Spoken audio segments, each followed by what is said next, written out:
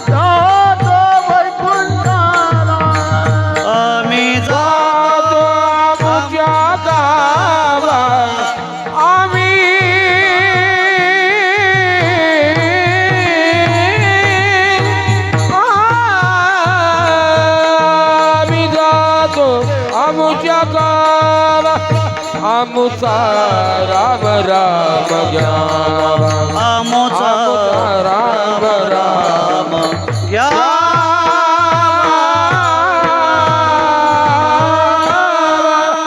कुंडली कवळदार विठ्ठल श्री देव पंढरीनाथ भगवान की जय माऊली ज्ञानेश्वर महाराज की जगद्गुरु तुकाराम महाराज की विठ्ठल जय जय विठ्ठल जय जय विठ्ठल बोलले रे कर बेड बाकोड उचार कर क्षमा परद महाराज नाही उचारे लाज कर व्यापुरा कर क्षमा परद महाराज तुका मन ज्ञानेश्वर रका पाय पट कर क्षमा परद महाराज ज्ञान देव तुकारा